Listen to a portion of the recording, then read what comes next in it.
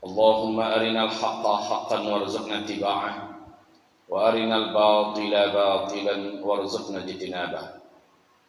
اللهم لا سهل إلا ما جعلته سهلا وأنت تجعل الحزن إذا شئت سهلا.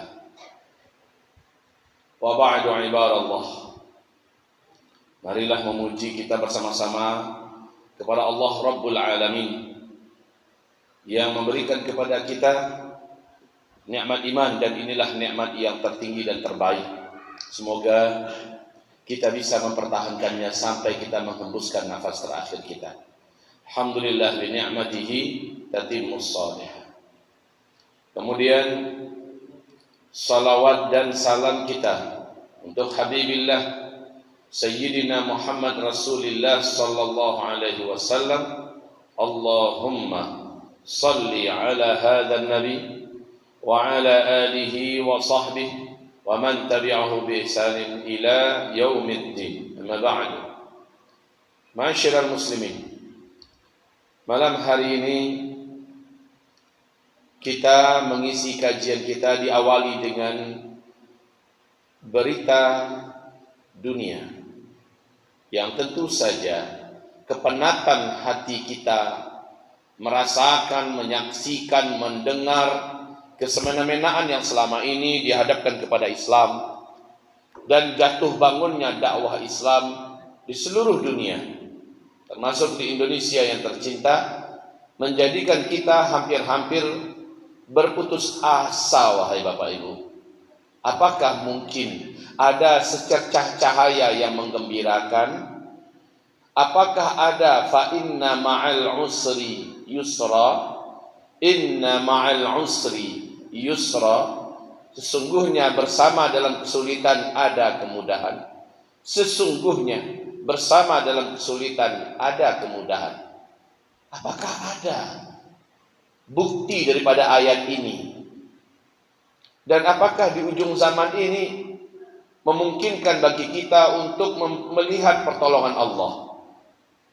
Bukankah kata Rasulullah sallallahu alaihi wasallam, semakin dekat kiamat semakin berat ujian yang harus dihadapi oleh orang-orang beriman. Semakin dekat kiamat semakin hebat kezaliman yang mesti dihadapi oleh orang-orang beriman. Ibarat Allah yang kami muliakan, tentu saja kita ingin berbagi kegembiraan. Kalau Bapak Ibu belum tahu atau belum merasakan, rasanya wajib bagi kami memberitahu kepada Bapak Ibu semua agar ada kegembiraan. Karena selama ini selalu yang kita dengar adalah kesewenang-wenangan, kezaliman. Sekarang yuk dengar berita baik. Mau Bu? Kita dengar berita baik. Apa korelasinya dengan akidah? Apa hubungannya dengan pembahasan kajian akhir zaman? Dan apa dampaknya bagi kita yang ada di Batu Sangkar dan sekitarannya? Tentu ini akan berdampak. Yakni saya akan membahas satu negeri yang disebut dalam peta sejarah Islam dengan sebutan negeri Khurasan. Negeri Khurasan sangat terkenal dalam literatur hadis-hadis Nabi sallallahu alaihi wasallam. Yang disebut Khurasan itu, pertama, Irak adalah Khurasan, Iran adalah Khurasan, India adalah Khurasan, Pakistan adalah Khurasan, Afghanistan adalah Khurasan, Kyrgyzstan adalah Khurasan, Tajikistan adalah Khurasan, Turkmenistan adalah Khurasan, Uzbekistan adalah Khurasan. Negeri yang ada tan-tan-tannya ini seluruhnya adalah Khurasan. Dan Rasulullah SAW mengatakan, Dajjal nanti akan muncul dari sebuah kota di Khurasan. Dan nama kota itu adalah Isbahan atau Asbahan. Dan ternyata sekarang terbuka oleh kita pengetahuan bahwa kota Asbahan itu cuma satu di Khurasan. Dan dia adalah bekas ibu kota Iran, Isbahan. Kalau sekarang ibu kota Iran adalah Teheran. Dulu adalah Isbahan atau Asbahan. Dari sana Dajjal nanti akan muncul. Ada pula Rasulullah menyebutkan bahwa saat sahabat meminta agar Nabi mendoakan Irak, Nabi mengatakan tidak. Dari sana akan banyak muncul fitnah-fitnah di akhir zaman. Irak juga Khurasan. Ibarat Allah yang kami muliakan, lalu yang mana yang membawa kabar gembira? Yang membawa kabar gembira adalah Khurasan yang punya ciri khas penduduknya. Nabi menyebutkan ciri khas penduduknya. Pertama, mereka adalah orang-orang yang terdidik dalam agama dan mereka orang-orang memiliki akhlak seperti akhlak para sahabat. Mereka adalah orang-orang yang bertakwa, yang hatinya kuat sekuat gunung. Bila mereka sudah bertekad, tidak ada yang bisa merubah tekad mereka. Bila mereka sudah berjanji akan memindahkan gunung kepada tempat yang lain, pasti mereka lakukan. Saking kuatnya hati mereka. Penduduk ini, kata Rasulullah sallallahu alaihi wasallam, penduduk negeri ini, mereka bertubuh kurus-kurus dan tinggi-tinggi. Pakaian mereka seperti ini dan begini. Mereka mengenakan serban hitam-hitam. Mereka senantiasa berperang dan tidak pernah dikalahkan. Mereka di hadis yang lain selalu mengalahkan dan tidak terkalahkan. Dari sanalah nanti muncul bendera-bendera hitam. Saat bendera itu sudah muncul, maka bendera itu tidak akan pernah berhenti dan tidak ada yang bisa menghentikannya sampai bendera itu ditancapkan di Ilya, pertanda Baitul Maqdis sudah mereka bebaskan. Maka ibarat Allah yang kami muliakan, siapa sih penduduk yang punya ciri khas ini? Tegas saja kita jawab dan cepat saja kita jawab. Dia adalah Afghanistan. Ini ya, dia adalah Afghanistan. Secara madhab, mereka memegang madhab Hanafi. Secara akidah mereka akidah Ahlus Sunnah wal Jamaah Al-Maturidiyah. Secara akhlak, mereka memiliki akhlak ahli sufi. Ya, ini paling ideal wahai Bapak Ibu. Akhlaknya akhlak ahli sufi, ibadahnya ibadah mereka memegang tariqah Naqsyabandiyah. Tetapi walak barak mereka adalah akidahnya para sahabat. Akhlak mereka akhlaknya para sahabat. Singkatnya, pada 2 hari sebelum Agustusan kita 17, mereka tanggal 15 ya. 15 Agustus resmi ibu kota Kabul mereka masuki tanpa perang. Dan mereka langsung mengumumkan bahwa kami menjamin semua yang pernah bermasalah di negeri ini dimaafkan. Amnesti umum. Orang-orang dalam penjara yang ternyata banyak di kalangan para ulama, para mujahid, rakyat jelata yang difitnah, dilepaskan seluruhnya. Singkatnya, hanya dalam 1 bulan mereka telah merubah wajah Afghanistan menjadi wajah yang berbeda. Hari ini, Bapak mau tahu, Ibu mau tahu apa yang berubah sekarang di Afghanistan? Apa yang mereka umumkan jadi kenyataan. Kami menjamin keamanan dan kedamaian. Sekarang tidak pernah didengar satu kali saja oleh rakyat Afghanistan, oleh televisi Afghanistan, oleh radio-radio televisi Afghanistan, oleh koran-koran Afghanistan, adanya satu saja maling. Ada satu saja perampok, penculik. Ada orang-orang yang menipu. Ada orang yang membegal. merampok, membunuh tidak didengar lagi sekarang. Sopir-sopir berkata, biasanya kami dikompas, dipalak oleh polisi Afghanistan yang selama ini bekerja. Asal kami lalu lalang, mereka stop, minta duit. Di perbatasan mereka stop, harus kami anggarkan uang tertentu buat isi saku mereka. Sekarang kami keluar masuk dalam keadaan aman, damai, tidak pernah dimintai apa-apa. Masjid-masjid, salat 5 waktunya sekarang seperti salat Jumat, Bu. Masjid-masjid.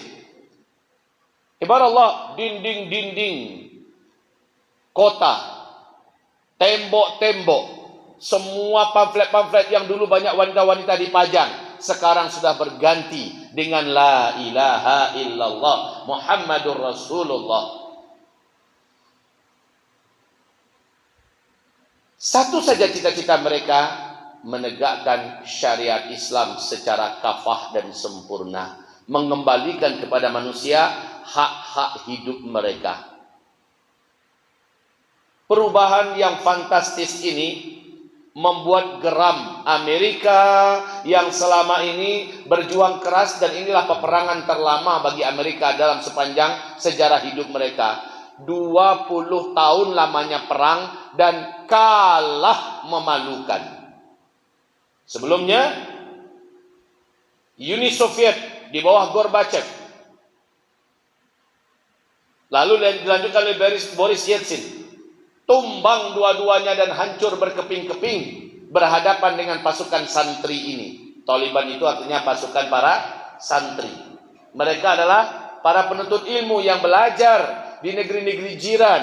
Ketika mereka pulang, mereka dapati beberapa wanita muslimah ditangkap dan dirampok oleh segelombolan penculik, dan mereka akan menjual perempuan, dan mereka akan melakukan peronggolan, dan ini menyebabkan para santri di bawah Mullah Umar tidak rela. Maka mereka pun memburu wanita-wanita muslimah yang ditangkap dan diculik tersebut. Singkatnya, terjadilah pertengkaran, lalu pertempuran, dan dibebaskan. Jumlah mereka nggak banyak, 30-an orang saja. Sejak itu mereka mengambil simpati banyak hati rakyat. Satu persatu warga dan masyarakat bergabung, para penuntut ilmu bergabung. Maka jadilah mereka kekuatan milisi yang mulai disegani. Lalu komunis Afghanistan mencoba untuk menguasai Afghanistan, dihapus oleh mereka karena mereka tidak menerima akidah komunis, akidah sosialis. Kemudian Uni Soviet masuk, dihabisi oleh mereka. Inggris masuk, dilawan oleh mereka. Pada akhirnya Amerika masuk, ditolong oleh NATO. Militer Eropa bersatu seluruhnya bergabung dengan Amerika, dan habis-habisan perang di Afghanistan, tumbang seluruhnya, keluar dan keadaan memalukan dari Afghanistan. Inilah dia berita gembira. Lalu hubungannya apa dengan kita? Ada enggak dampaknya dengan kita kelak? Ibarat Allah yang kami muliakan, apabila kita ingin mendengar berita baik, salah satu berita baik adalah saat ada satu bumi Allah yang mulai menerapkan syariat Allah secara kafah. Sekarang sekolah-sekolah di Afghanistan sudah kembali berjalan, tapi wanita sekolahnya khusus wanita, laki-laki sekolahnya khusus laki-laki. Kalau dulu gabung. 20 tahun Afghanistan disekulerkan, 20 tahun generasi dimurtadkan, 20 tahun saat Amerika dengan pemerintahan bonekanya di Afghanistan ini memporak-porandakan moral dan akhlak penduduk pribumi asli Afghanistan, dikembalikan oleh Taliban kepada khittah dan trek Islami yang kafah. Ibarat Allah yang kami muliakan, sekarang suasana di Afghanistan sangat berbeda. Wajah Afghanistan sangat teduh. Hanya saja ISIS yang masih mengamuk di beberapa titik. Dan insya Allah ISIS pasti akan mendapatkan sengat lebah Taliban yang paling mematikan. Insya Allah kita doakan semoga ISIS hapus dari muka bumi. Amin. Begitu juga komunitas 10% komunitas Syiah yang selama ini menjilat kepada Amerika saat mana Amerika memimpin di Afghanistan. Saat Afghanistan dibebaskan oleh Taliban, Syiah ikut-ikutan merestui kemenangan Taliban. Sekarang Syiah menuntut untuk ikut memimpin di Afghanistan. Ya mana mungkin mereka menerapkan syariat Islam versi Ahlus Sunnah wal Jamaah. Sementara kelompok komunitas Syiah ini menjelek-jelekkan sahabat-sahabat Nabi, mengkafir-kafirkan sahabat-sahabat Nabi, mengutuk melaknat keluarga Nabi. Bagaimana mungkin Taliban akan beri ruangan kepada mereka-mereka untuk ikut memimpin di Afghanistan? Jadi ini insya Allah akan terulang, insya Allah kejadian seperti yang dilakukan Nabi. Sewaktu Nabi menduduki Madinah tanpa perang, ada suatu kelompok komunitas Yahudi yang awalnya mencoba menjilat kepada Nabi, tapi ketika mereka tidak melihat ada peluang untuk memimpin, mereka mulai membuat makar dan ingin menyerang, ingin berperang melawan Rasulullah. Akhirnya Rasul kalahkan mereka dan diusir dari Madinah Al-Munawwarah. Hal yang serupa dengan izin Allah akan terjadi nanti di Afghanistan. Begitu kondisinya, ayah bunda. Cuma pertanyaan, apakah sudah selesai urusan di Afghanistan? Ya belum lah. Permasalahan yang paling rumit sekarang adalah bekas pemerintahan lama ternyata begitu dalam korupsinya, sehingga kehidupan ekonomi rakyat betul-betul dalam keadaan sangat tragis dan di ujung tanduk. Disinilah Afghanistan, Taliban yang memimpin Afghanistan diuji oleh Allah. Tapi kami yakin, yakin, walau anna ahlal qura amanu wattaqau lafatahna alaihim barakatin minas samai wal ard walakin kadzabu faakhadnahum bima kanu yaksibun. Allah jamin bila penduduk satu negeri sudah menegakkan iman dan mereka menjalankan syariat Allah, mereka tutup maksiat-maksiat, mereka jalankan perintah-perintah Allah, la fatahna alaihim barakatin minas sama'i wal ard. Sungguh benar-benar pasti kami akan bukakan untuk mereka rezeki yang melimpah dan barokah dari langit dan rezeki yang melimpah dan barokah dari bumi. Ini janji Allah. Sekarang apa yang terjadi di Afghanistan? Afghanistan sedang terbelit oleh krisis keuangan yang mengerikan. Ekonomi mereka betul-betul anjlok ke titik paling mengerikan. Buah daripada perangai penguasa yang paling korup selama pemerintahan Ashraf Ghani. Yang sebelumnya adalah Hamid Karzai. Dua-dua presiden ini, presiden yang telah membuktikan bahwa Afghanistan telah menjadi hina dan terpuruk ke dalam lubang penderitaan yang sangat dalam serta lubang kemaksiatan. Tapi sekarang dirubah. Ayah, bunda, baru 1 bulan kan? Baru 1 bulan. Yang paling penting selama 1 bulan ini, kafe-kafe, diskotik yang ada tempat mesum dah tutup semua. Acara-acara televisi udah bening lagi acaranya. Radio-radio tidak ada lagi menayangkan musik-musik gila dari pop barat dan segala macamnya. Ya, semua pemandangan berubah total hari ini. Dan yang paling seru, ditemukan beberapa kekayaan alam yang paling langka sekarang di Afghanistan, yang kekayaan itu bisa mengalahkan kekayaan Arab Saudi, wahai ayah bunda. Baru sebentar. Bumi ini dibarokahi dengan syariat Allah di Afghanistan. Allah bukakan harta kekayaan yang langka di dunia bermunculan. Kita ingat nanti ya, Imam Mahdi saat dia sudah memimpin, saat Nabi Isa sudah turun, Dajjal sudah dibunuh, Allah muntahkan dari perut bumi semua kekayaan yang ada, sehingga tidak ditemukan lagi orang miskin pada saat itu. Nah, kata Rasulullah, Al-Mahdi nanti akan muncul dari sebuah negeri yang di situ ada bendera hitamnya. Bendera hitam adalah pasukan elit Taliban yang dipersiapkan. Dan untuk Bapak Ibu ketahui, Taliban telah mengumumkan pasukan Badr 313. Jumlah pasukan itu hanya 313 orang. Pasukan elit super bisa. Segalanya mereka bisa.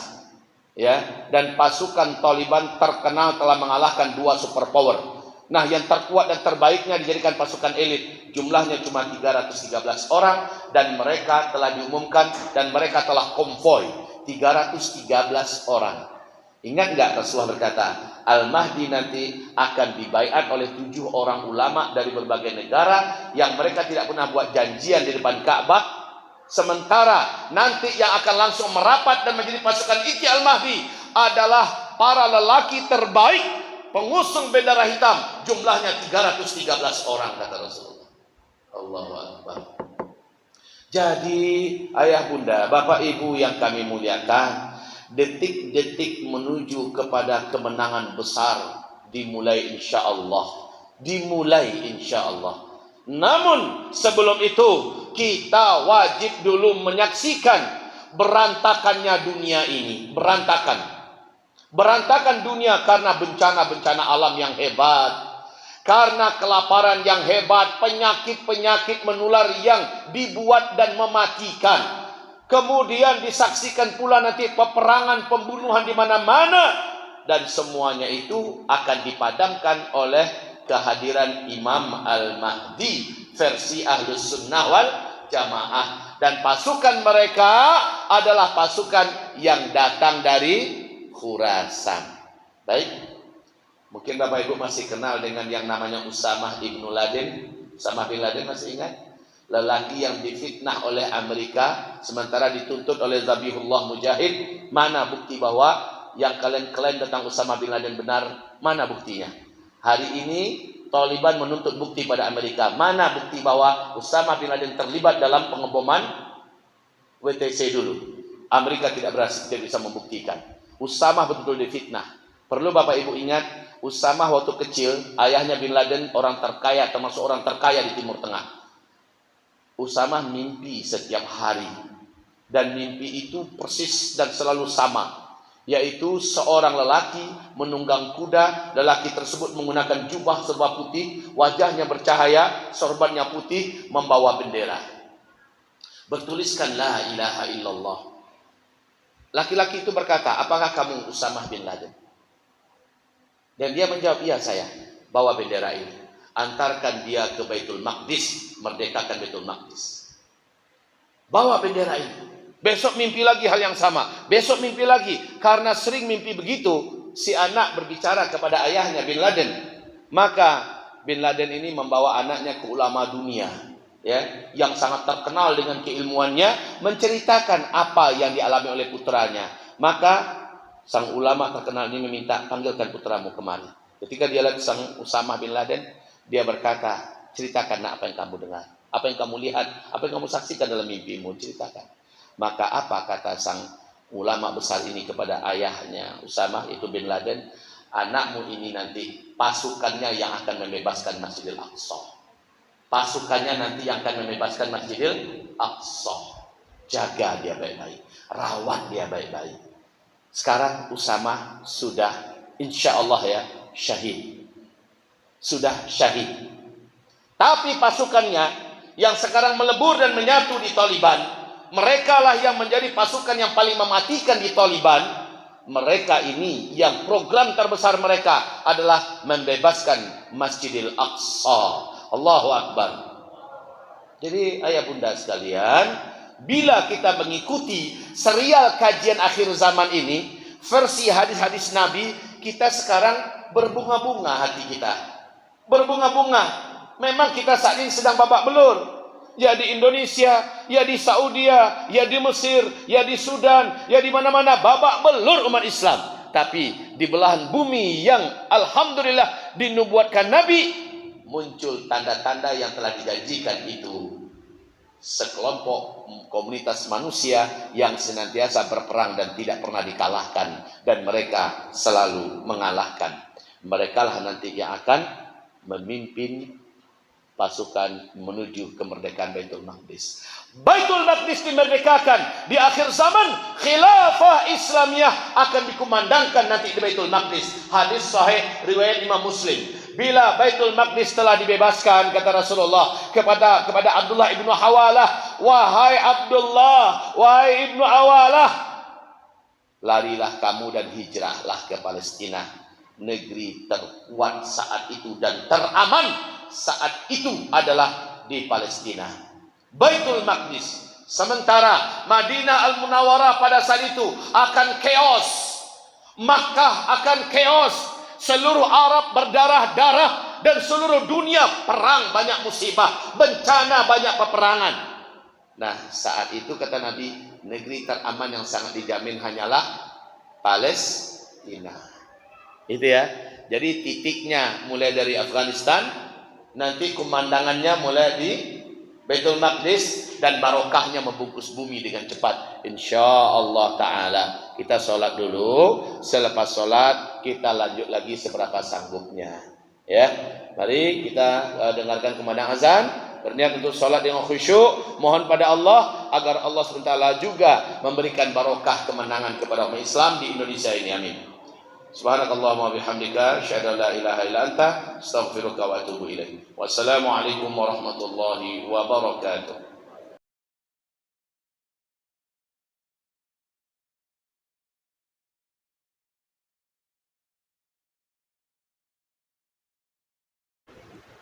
Bismillahirrahmanirrahim. Assalamualaikum warahmatullahi wabarakatuh. Semoga Allah menerima ibadah sholat Isya berjamaah kita barusan, sholat sunat dan doa kita mudah-mudahan Allah kabulkan. Amin ya rabbal alamin. Tanggal 15 Agustus 2021, di luar dugaan Amerika dan dunia, alhamdulillah Taliban telah berhasil memasuki kota Kabul, ibu kota negara Afghanistan.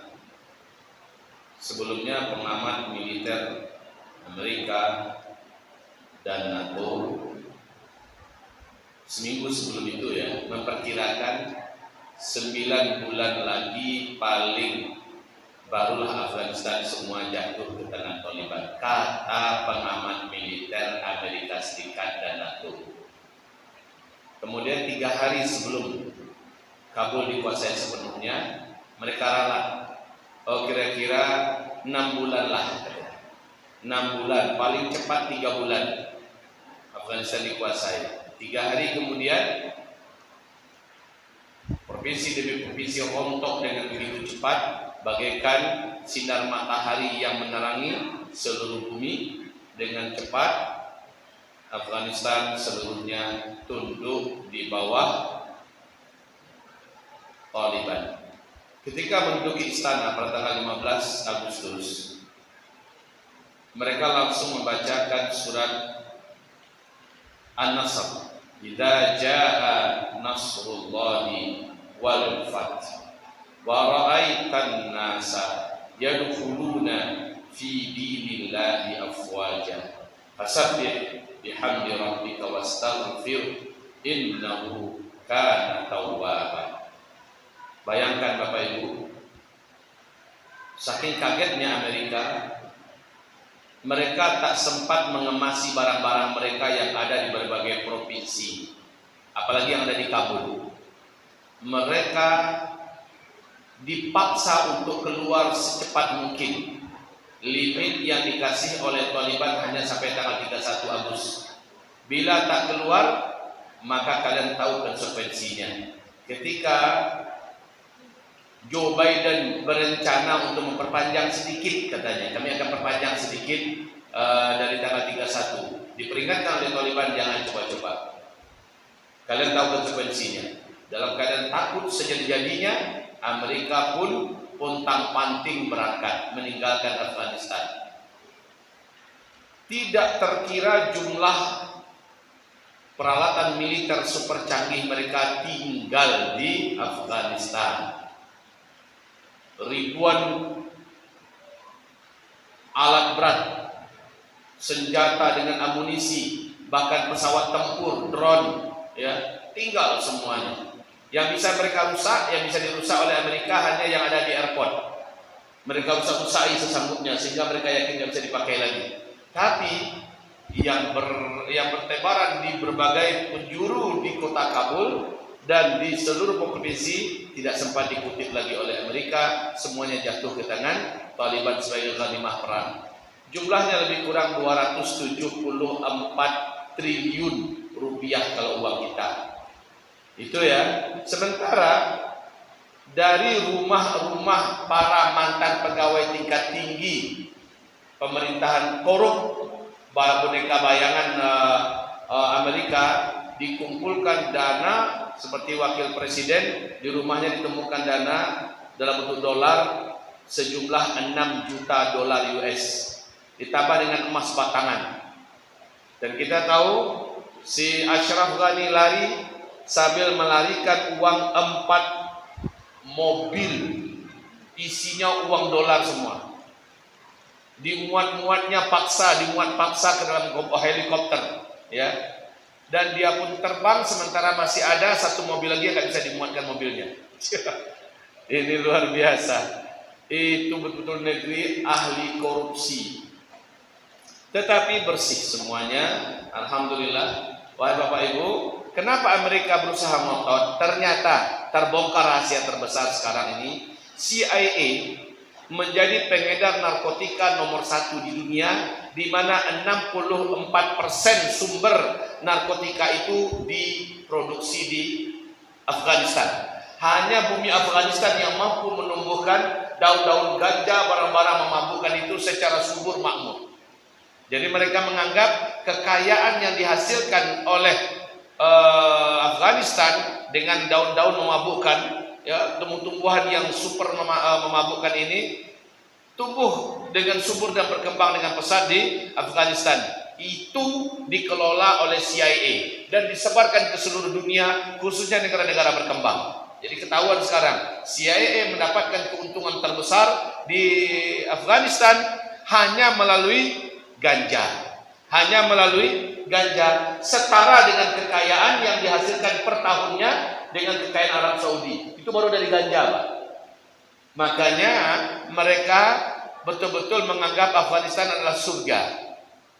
Tapi alhamdulillah sekarang lahan ganja itu diberangus seluruhnya, dihabisi seluruhnya, diganti dengan kebun-kebun yang bermanfaat.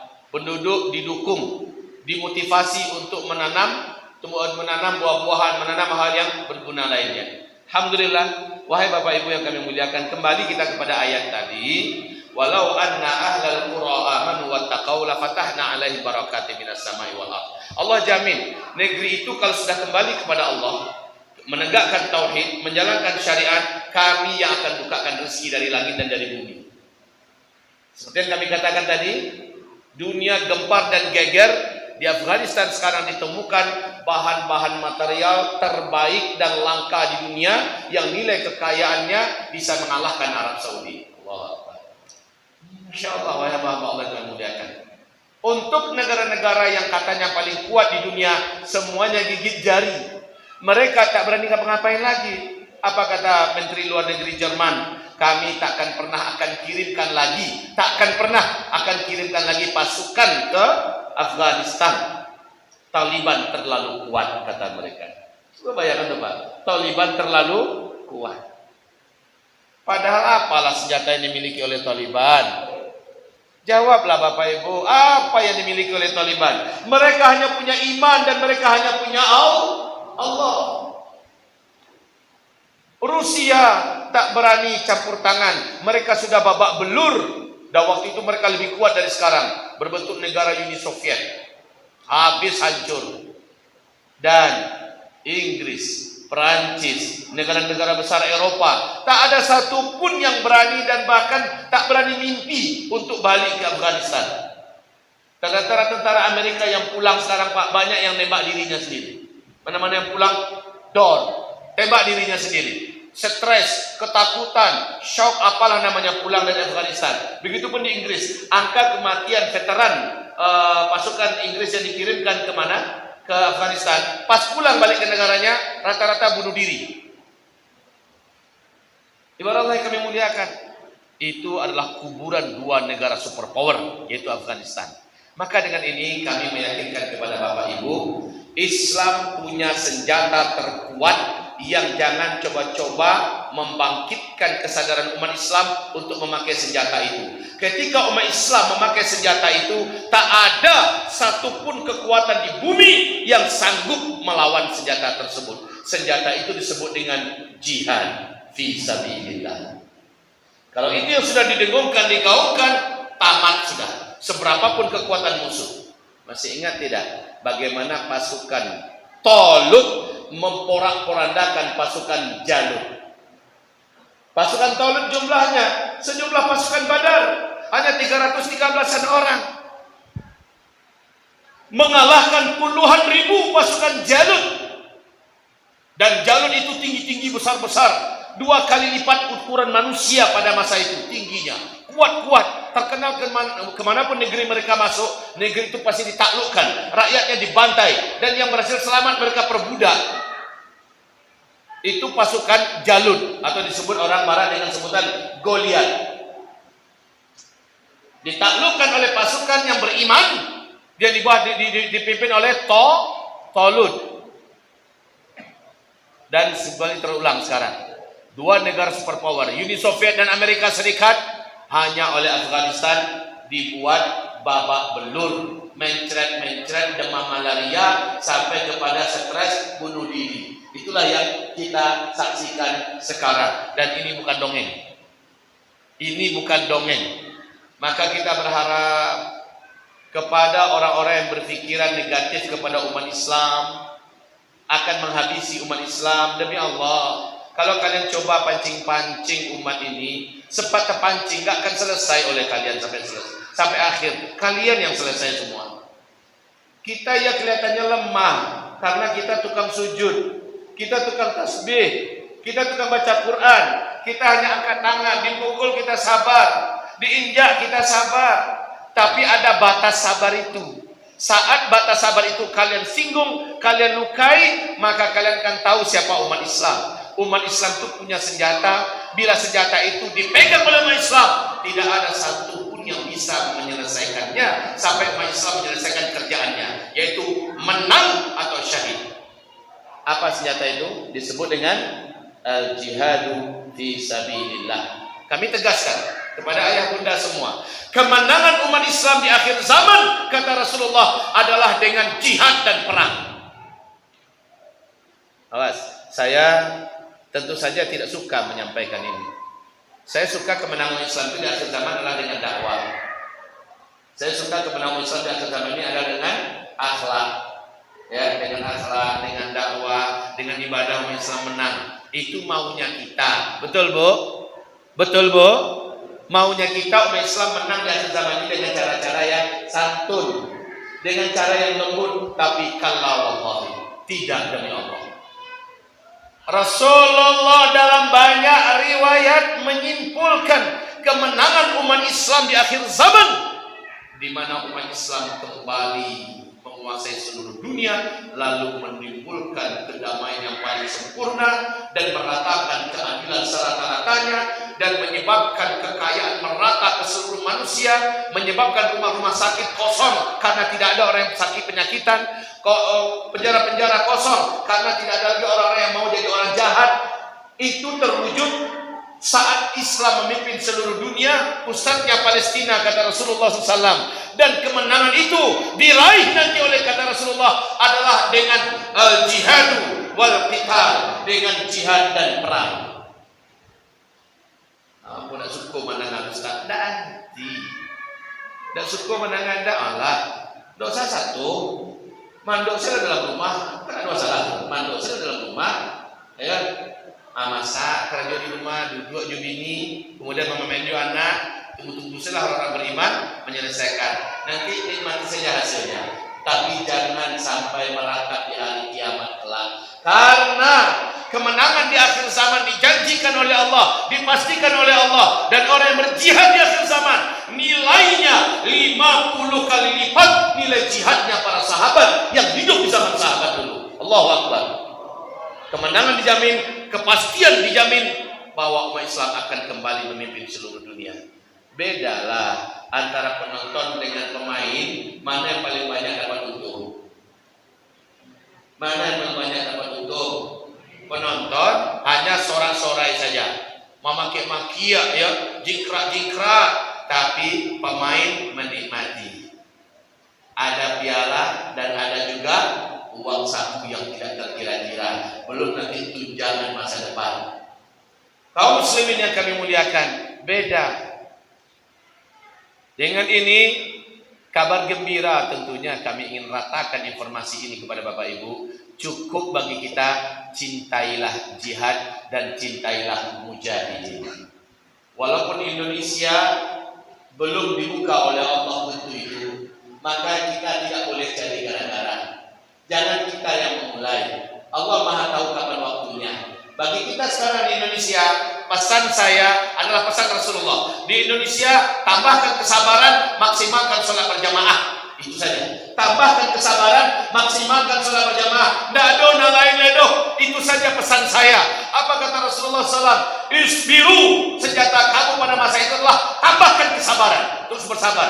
Seberapapun kita diinjak-injak, bersabar. Jangan melawan dulu sekarang. Seperti kata Rasulullah kepada Bilal saat disiksa, kepada Ammar bin Yasir saat disiksa, sabar, sabar kata Rasulullah. Sabran ala Yasir fa inna mau'idakumul jannah. Wahai keluarga Ammar bin Yasir, bersabarlah kalian. Janji Allah untuk kalian semua, kalian adalah ahli surga. Jadi sekarang kita di Indonesia, sabar, sabar. Buya, sampai di luar awak sabar buya. Ulama awak abi ditakut-takui, ulama awak abi dibunuh-bunuh. Kan kita terkenal oleh kita sekarang. Ya kalau gitu jaga baik-baik ulama kita yang masih hidup. Kawal baik-baik di mana ada ulama berada, kita sekelilingnya pastikan. Gitu aja. Kalau kita usut, siapa yang mau kita usut? Ulama-ulama kita ditangkapin di mana-mana, disuntik-suntik di mana-mana. Pokoknya selesai mereka. Nah sebelum itu terjadi, pandai-pandailah Bapak Ibu dan kita semua mengawal mereka, menjaga mereka. Ij'al anfusakum fidahum. Jadikanlah diri kita sebagai penembus mereka. Ya, begitu. Sabar, sekarang sabar. Tidak ada yang lain. Selebihnya apa? Kita terus jaga berjamaah. Dan berjamaah nomor satu itu adalah berjamaah di masjid. Sekarang musuh-musuh Islam mencoba untuk menghalangi umat Islam dari masjid. Alhamdulillah wa makaru wa makarallah wallahu. Bagaimanapun umat Islam tidak mau dipisahkan dari masjid. Nah, sekarang terpilah ini. Orang-orang beriman mereka tetap mencari jalan untuk tetap menegakkan sholat berjamaah di masjid. Ada kekuatan yang dahsyat Pak menjaga sholat berjamaah ini, apalagi di akhir zaman. Ini akan menjadi spirit yang tersembunyi, tabungan yang tak tampak tapi saat-saat genting. Orang yang menjaga sholat berjamaah selalu di masjid, dialah yang paling diberi oleh Allah kekuatan menghadapi segala kesulitan itu. Dan dialah yang akan menjadi penyelamat banyak manusia di negeri itu. Jadi siapa yang menjaga sholat berjamaah 5 waktu ke masjid, sulit pun dia akan tetap berjuang, berusaha. Yang penting sholatnya berjamaah, insya Allah Ta'ala dialah yang akan menjadi ujung mata panah. Ya, ujung mata panahnya kan itu yang menembus nanti itu. Saat itu tembus, yang di belakangnya, umat yang banyak di belakangnya akan ngikut. Siapa yang menjadi ujung mata panah itu? Biarlah orang-orang yang sabar dan yang terus menjaga sholat berjamaah 5 waktu di masjid. Lah, bapak-bapak, ibu-ibu, kabar gembira ini dibantu dengan doa. Ya Allah, sekarang ini Bapak Ibu marah Amerika, kesal Israel, benci habis Cina. Dunia sedang menanti-nanti agar Afghanistan chaos, tapi tidak. Makin lama Afghanistan makin tenang, makin teduh. Suasana kehidupan makin stabil. Hanya ekonomi saja yang jelas, pastilah ya. Hanya ekonomi saja yang belum. Tapi ekonomi pasti Allah akan susulkan. Sekarang ini rakyat sudah merasakan hidup nyaman. Tinggal kita lagi. Bagaimana dengan kita? Kita tentang Taliban dan Afghanistan sudah bersangka baik. Mereka ada dalam sangka baik kami, mereka ada di hati kami, dan mereka ada dalam doa kami. Karena mereka lah ke depan insya Allah pasukan inti Imam Al-Mahdi. Itu awak Indonesia jadi nanti Bu ya. Jadi aku nanti antara. Jadi awak bisa aku nak tahu dia Bu. Kita hanya berharap kok jadi aku saja lawak, mudah-mudahan di kapanan semua beko. Ya, di kapanan semua awak. Pokoknya sama-sama sampai di tujuan. Walaupun awak jadi tukang cuci dek kapal, jadi tukang cuci piringnya, jadi tukang sapu kapal, biarlah pokoknya di kapal yang sama. Sebab tujuannya sama-sama diantarkan kepada ridha Allah, di akhirat masuk surga Allah. Biar di masa jo posisi awak nak masalah do. Untuk menjadi pasukan elit, berikan pada orang-orang yang memang ahlinya dan mereka sudah teruji di Afghanistan sana. Kalau awak ahli makan awak, ahli makan, ahli muntah, ahli galak, ahli kalau itu ahlinya tuh ahli mencetak pitih ya. Kalau memang lihat orang di pasar-pasar, biarkan teruslah kita menggali uang, mencari rezeki, tambahkan tabungan kita, tabungan akhirat, tabungan dunia, kirimkan sebagian untuk saudara kita di sana.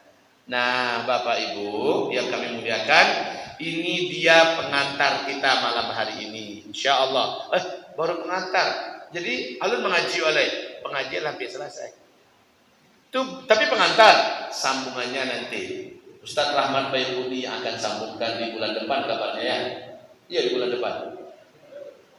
Tanggal berapa bulan depan? 29. Mudah-mudahan panjang umur beliau, sehat pula ayah bunda sedolahnya hadir pengajian beliau. Beliau pun akan menyampaikan berita gembira. Saya datang seorang tokoh nasional yang beliau sangat disegani oleh berbagai pihak. Dia mengatakan, saya mengikuti ceramah-ceramah Buya Uzma. Kami merasa bersuka cita dan berbangga. Dan kami menanti-nanti apa komentar Buya Uzma tentang Taliban. Ternyata sesuai dengan yang ada dalam dada dan pikiran kami. Terima kasih Buya. Ya, orang beriman ya senang hati. Tapi orang munafik sumpah serapah keluar dari mulutnya. Orang munafik benci dan dendam kesumat nampak dari kata-katanya. Dan dia menginginkan bagaimana bisa mencoreng-coreng nama baik perjuangan Taliban ini. Tapi sampai hari ini mereka belum menemukan celahnya. Karena sekali lagi Taliban tampil dalam bentuk selembut-lembut bentuk, Pak. Selembut-lembut bentuk. Masjid-masjid di seluruh Afghanistan penuh dengan para lelaki. Orang berlomba-lomba mengejar sholat berjamaah sekarang di Afghanistan. Anehnya, di mana taknya COVID-19 itu di Afghanistan ya? Orang rapi panuh sasak, tidak terana COVID di situ. Kenapa COVID di daerah-daerah perang nggak laku ya? Ya, kenapa ini? Kita jadi bertanya-tanya, kok sepertinya anteng-anteng aja, diam-diam aja. Suriah perang, COVID nggak kedengaran. Palestina, Israel perang. Kenapa orang-orang rakyat Palestina cuek-cuek aja? Coba lihat sholat mereka di Masjidil Aqsa. Lihat nampak sholat mereka di Masjidil Aqsa. Rapi, serapi-rapi. Panuh sasak, betul tidak? Kenapa nggak kedengaran ya? Sudahlah, itu bukan kajian malam. Ya, lain tasabih wiko lain pula hasilnya. Jadi baik kita fokus saja, tetap kejarlah berjamaah, sholatlah dan tambahkan sabar. Jangan talonsong, tidak sabar mulai. Nah itu jangan. Orang yang tak sabaran dia yang akan menuai penyesalan. Bersabarlah. Sampai kapan? Ada titiknya nanti sampai situ kita.